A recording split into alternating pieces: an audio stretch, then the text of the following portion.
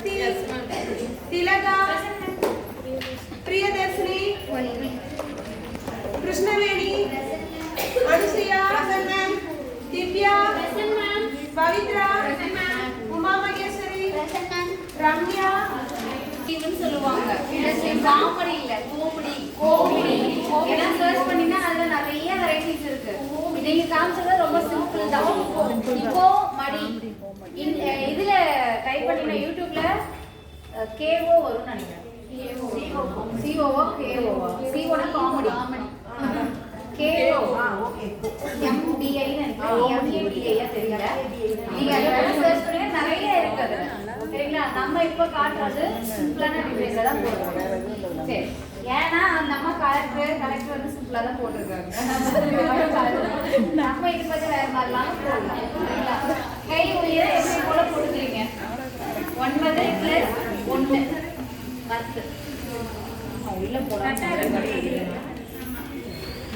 இது எவ்வளவு உயரம் வேணாலும் வச்சுக்கலாம், உங்களோட இஷ்டம். 10 + 1 வைக்கலாம், 11 + 1 வச்சுக்கலாம்.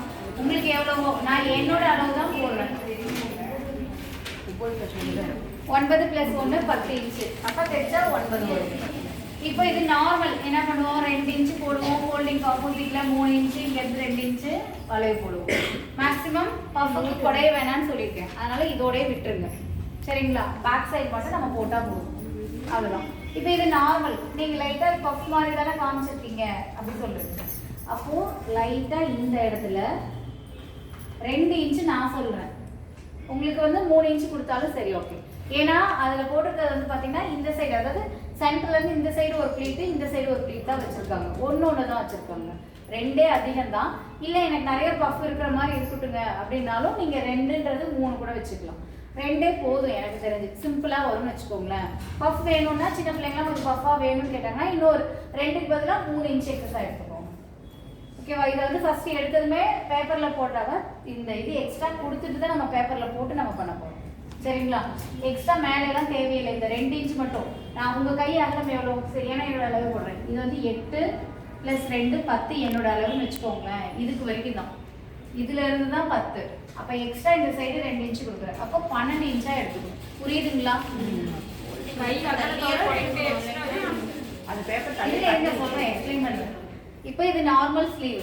என் கை உயரம் 9 + 1 10, கை அகலம் 8 + 2 10. சரிங்களா? இது நார்மல் ஸ்லீவ் எனக்கு.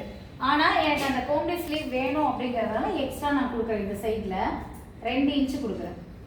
இந்த இடம் 2 இன்ச். அப்ப 10னா இந்த பக்கம் 12 இன்ச்சா வருமா? ஃபோல்டிங்ல தான் இருக்கணும், 12 இன்ச்சா இருக்கணும். பேப்பர் எடுங்க. இவ்வளவுதான். நம்ம தைக்கிறது எப்படி தைக்க போறோம்னா, இது பேப்பர் அப்படியே இந்த இடம் தான் ஃபோல்டிங்ல இருக்கும், இது ஓப்பனிங்ல தான் இருக்கும். இன்னும் கொஞ்சம் தள்ளி வச்சு போட்டுக்கணும். நான் இப்போ பேப்பர்ல உங்களுக்கு போட்டு காட்டிடுறேன். ஓகேவா?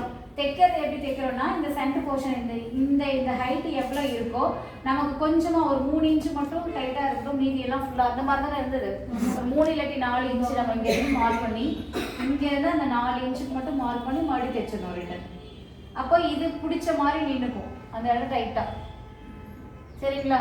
அதுக்கப்புறம் இந்த இடம் மட்டும் விரிஞ்சிருக்கும். அந்த விரிஞ்சிருக்கிறத மட்டும்தான் ப்ளீட், இந்த சைடும் ப்ளீட் வச்சுருப்போம். பழக்கிட்டேனா? ஓகேவா? சொல்லலாமா? இது எழுதிக்கோங்க.